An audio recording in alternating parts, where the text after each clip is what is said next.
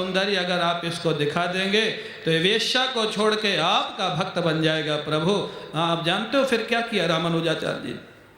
रामानुजाचार्य जी ने उस व्यक्ति को बुलाया, आना भैया, उसी व्यक्ति को, वो नहीं गया, वो तो सारी दुनिया छोड़ रखा था उसके लिए। वेश्या जानती थी श्री रामानुजाचार्य जी को कि एक सिद्ध महात्मा है, ये शेषा अवतार माने जाते थे रामानुजाचार्य जी, शेष भगवान के अवतार। महाराज वो जानती थी सिद्ध महात्मा। वेश्या ने कहा, बेवकूफ, कितने लोग तो इनके चरणों को धूलि लेने के लिए परेशान रहते हो, तुमको बुला रहे हैं, जाओ उनके पास। वेश्या के कहने से गया। संध्या की आरती का समय था। श्री रामानुजाचार्य जी ने, पहले तो प्रतिदिन पुजारी आरती करता था, रामानुजाचार्य जी खड़े रहते थे। आज उन्होंने स्वयं आरती अपने हाथ में ली ठाकुर जी की, और ठाकुर जी से प्रार्थना किया। वो व्यक्ति भी वहीं खड़ा है आरती में, वेश्या उसके पीछे खड़ी है। महाराज प्रभु से प्रार्थना की, प्रभु अपने सौंदर्य का दर्शन कराओ इसको। ये व्यक्ति ऐसा है कि सौंदर्य के लिए सारे संसार को छोड़ सकता है। महाराज रामानुजाचार्य जी प्रार्थना करें और प्रभु न सुने, ऐसा हो नहीं सकता है। आरती करते करते श्री रामानुजाचार्य जी महाराज के अश्रुपात हो रहा था, रोमांच हो रहा था, और ठाकुर जी के विग्रह में ठाकुर जी प्रकट हुए, उस व्यक्ति को दर्शन दिए। इतना सौंदर्य था कि भावावेश में उसकी समाधि लग गई। महाराज बहुत देर तक पड़ा रहा। रामानुजाचार्य जी ने उसके सिर पे हाथ रखा, होश में लाए, वो तो चरणों में गिर पड़ा। बोले, ऐसा सौंदर्य मैंने जीवन में देखा नहीं, आप मेरे को दीक्षा दीजिए, अब मैं आपका शिष्यत्व स्वीकार करूंगा। रामानुजाचार्य जी ने उनको दीक्षा दी और बड़ा सिद्ध महात्मा बन गया। उसका नाम हुआ धनुर्दास। धनुर्दास उसका नाम हुआ। भगवान का बड़ा भारी भक्त हो गया। क्यों? ये मन सुख चाहता है। इस मन को सच्चा सुख बताने वाला कोई महापुरुष अगर मिल जाए, तो मन जो इधर उधर भटक रहा है वो ठाकुर में महापुरुष लगा देगा, अनुभव करा देगा। तो रूपा शक्ति, किसी भी तरह की आसक्ति जब दुनिया में जुड़ जाती है तो बंधन का कारण होती है, और भगवान में जुड़ जाती है तो किसका कारण होती है? मोक्ष का, मुक्ति का। पूजा शक्ति, पूजा पूजा। अब आप लोग देख लेना कि पूजा किए बिना आपका काम चल जाता है या नहीं चलता है। अगर चल जाता है तो पूजा शक्ति अभी नहीं है, और अगर नहीं चलता है, कुछ भी काम नुकसान हो जाए, लेकिन ठाकुर की पूजा, ठाकुर का ध्यान, ठाकुर का जप हम नहीं छोड़ेंगे। अगर ऐसा जीवन बन गया है तो समझो पूजा शक्ति आ गई है जीवन में। वो बड़े धन्य है जिनका जीवन ऐसा है, और सोच लेना वो बड़े भाग्यशाली है, उनके जीवन में कभी नुकसान नहीं होता। और अगर आपको प्रमाणित करना है तो स्वयं करके देख लेना। ये हमारे मन की कमजोरी हमको धोखा देती है। आज विलंब हो गया है, अब पूजा करेंगे तो ऑफिस का काम नुकसान होगा, हमारा महाराज जो ग्राहक है वो चला जाएगा। ऐसा नहीं है। मेरे कहने से आज रामनवमी का पावन दिन, मेरे कहने से कम एक संत कहते थे, दुनिया को इतनी बार आप परीक्षा देते हो, अरे भगवान स्वयं परीक्षा देने के लिए तुम्हारे सामने खड़े। एक बार उनको परीक्षा देने का समय तो दो ना ठाकुर को। एक बार पूजा मत छोड़ना, भले कितना भी नुकसान होने वाला हो। ये मैं व्यासासन से आपको विश्वास दिला सकता हूँ, अगर पूजा छोड़ के नहीं जाओगे तो जो काम जितना अच्छा तुम कर सकते थे उससे ज़्यादा अच्छा वो काम हो जाएगा। ये करके देखोगे तब भरोसा होगा। ये अपने जीवन के अनुभव की बात है, वो घटना मैं नहीं बताऊंगा यहाँ, लेकिन कई बार ये हमारा मन धोखा देता है कि महाराज जल्दी जल्दी माला कर ले, पाठ कर लेना तो ये हो जाएगा, कुछ नहीं होगा। अम्बरीश की कथा आप जानते, कितने निश्चिंत रहते थे, इतने बड़े राजा, राज्य को चलाते हुए, लेकिन कभी पूजा पाठ से समझौता नहीं करते थे। तो जितना समय भी आप देते हो, आधा घंटा, पौन घंटा, मत समझौता करना ठाकुर से। भला ही भला होगा, कभी बुरा होने वाला है नहीं। इसका नाम है पूजा शक्ति महाराज। तो इसमें महाराज ये 11 प्रकार की आशक्तियों का वर्णन है। दास्या शक्ति, सख्या शक्ति, कांता शक्ति, ये सब भावों की चर्चा हो चुकी। आपके जीवन में कोई ना कोई भाव भगवान के प्रति जुड़ना चाहिए।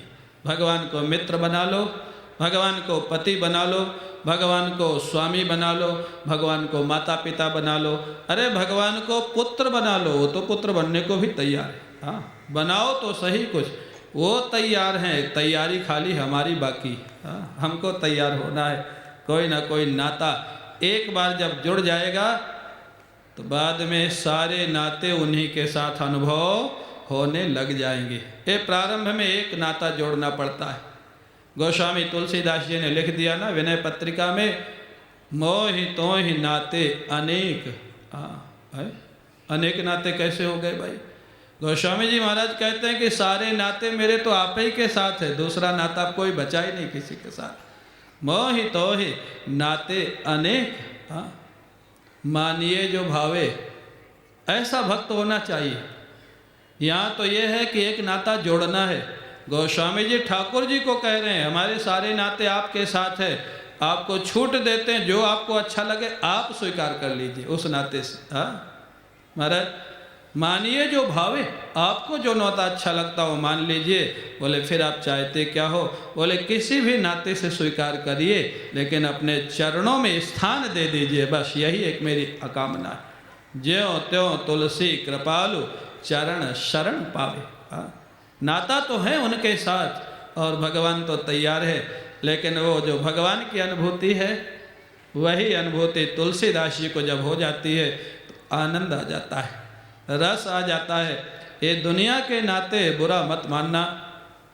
अच्छा, पिछले जन्म के जो नातेदार थे वो आज हैं आपके साथ, और 20-30 साल बाद जब आपका ये शरीर जाएगा, दूसरा शरीर मिलेगा, तब ये नातेदार आपके पास रहेंगे। या आपको छोड़ के जो लोग चले गए, उन्होंने अपना कोई पता दिया कि आप कभी मिल लेना जाके। ये नाते व्यवहारिक हैं, एक जीवन के हैं, लेकिन हमेशा का जो नाता है वो किसका है? ठाकुर का है, ईश्वर का है। वो नाता है, हमने उस पर पर्दा डाल रखा है। पर्दा हटाना है सत्संग के द्वारा। जब पर्दा हट जाएगा तो तुलसीदास जी महाराज जैसे यही वाणी निकलने लग जाएगी, मोहि तोहि नाते अनेक। सारे नाते तो आपके साथ है प्रभु, आप स्वीकार कर लिए किस नाते से आपको अच्छा लगता है। पूज्य पंडित राम किंकर जी महाराज कहते थे, बोले तुलसीदास जी ने एक नाता भगवान को बताया भी। भगवान की सभा में गए और गाने लग गए भाव राज्य में, मैं हरि पतित पावन सुने। बोले तुलसीदास जी महाराज भगवान श्री राम के दरबार में कहते हैं, मैंने सुना है कि आप पतित पावन हैं। भगवान बोले ऐसा क्यों कहते हो कि सुना है? तुम तो देख रहे हो, मेरा दर्शन कर रहे हो, ऐसा कहो कि मैंने देखा है कि पतित पावन को मैंने देखा। तुलसीदास जी बोले अभी देखा है ये नहीं कह सकता हूँ। बोले क्यों? बोले आपके दरबार में जितने लोग हैं इनमें से कोई पतित तो है नहीं। लक्ष्मण जी हैं, भरत जी हैं, हनुमान जी हैं, विभीषण हैं, जगत जननी माँ जानकी जी हैं, शत्रुघ्न लाल जी हैं, वशिष्ठ जी हैं। इनमें ऐसा कौन व्यक्ति है जो कभी पतित रहा हो और आपने पावन बना के अपने दरबार में रखा हो? तो मैं आपको कैसे कहूँ कि मैंने देखा है पतित पावन को? मैं तो यही कहूँगा कि मैंने सुना है कि आप पतित पावन है। शास्त्रों में लिखा है, संत कहते मैंने सुना है। पूज्य राम किंकर जी महाराज बड़े सुंदर ढंग से उसकी व्याख्या करते थे। तो बोले भगवान ने मुस्करा के पूछा, तो आखिर तुलसीदास जी कहना क्या चाहते हो? बोले पतित पावन देखा है, अगर ये कहलाना है तो उपाय मेरे पास है। आपके पास क्या उपाय है? बोले मैं पतित हूँ, आप मेरे को पावन बना के अपने दरबार में रख लीजिए, पवित्र बना के अपने दरबार में रख लीजिए। बोले फिर क्या होगा? बोले जब कोई व्यक्ति आपको पूछने आवे कि आप पतित पावन कैसे हैं, क्या किया है, तो आप मेरे तरफ इशारा कर देना, देखो तुलसीदास पतित था, इसको पावन बना करके मैंने दरबार में रख लिया है, इसलिए मैं पतित पावन हूँ। प्रभु मेरा उद्धार हो जाएगा, आपका नाम सार्थक हो जाएगा। हाँ, क्या भक्तों का चिंतन होता है। मैं हरि पतित पावन सुने, मैं पतित तुम पतित पावन, दो बानक बने। दोनों का काम हो जाएगा, मेरा उद्धार हो जाएगा और आपका नाम सार्थक हो जाएगा, मेरे को रख लीजिए। ये है प्रेम, इसका नाम प्रेम है, इसका नाम भक्ति है, ये चतुराई नहीं है, ये प्रेम है, प्रेम। तो महाराज अनेक प्रकार की आसक्ति दुनिया से जुड़ेगी तो बंधन का कारण, और भगवान से जुड़ेगी तो मुक्ति का कारण। इत्येवं वदन्ति जन जल्प निर्भयाः एकमताः कुमार व्यास शुक शांडिल्य गर्ग विष्णु कौंडिन्य शेषोद्धव वारुणी बलि हनुमत विभीषणादयो भक्त्याचार्याः। ये सारी बात कौन कौन लोग कहते हैं? नारद जी ने सबके नाम गिना दिए, मैं अकेला नहीं कह रहा हूँ। हाँ, मेरे साथ इतने लोग हैं कहने वाले। हाँ, जो वास्तविक महापुरुष होता है वो कभी ये नहीं कहता कि ये मैंने खोज की है।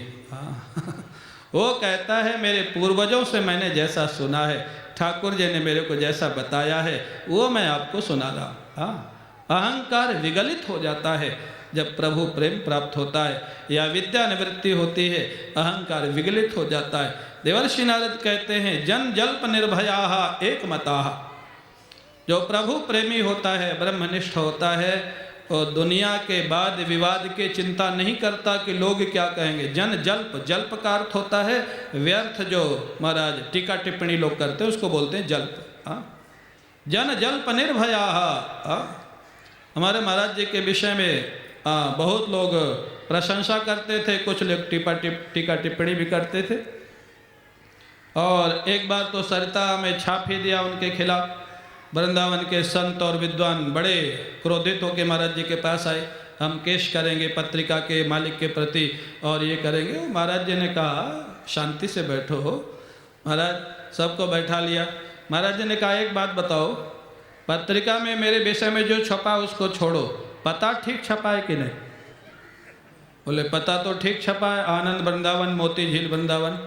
तो बोले जो लोग मेरे को नहीं जानते सरिता वाला, उनको भी मेरा पता बता रहा है, और वो लोग मेरा पता लगाते हुए आनंद वृंदावन आएंगे, और जब आनंद वृंदावन आएंगे तो मेरे विरोधी नहीं मेरे भक्त बन के जाएंगे।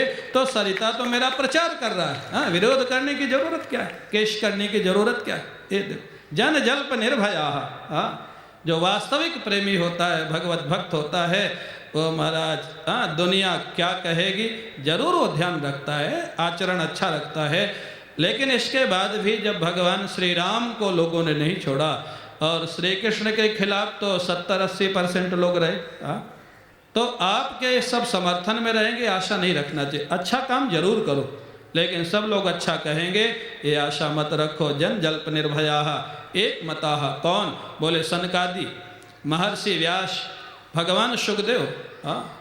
ये केवल नारद जी भक्तों का नाम नहीं ले रहे, ब्रह्मनिष्ठ हैं महाराज। सनकादि ब्रह्मनिष्ठ है, सुखदेव जी महाराज ब्रह्मनिष्ठ हैं। भगवान शंकराचार्य जी की परंपरा तो वहीं से प्रारंभ हुई है, व्यास और सुखदेव जी से।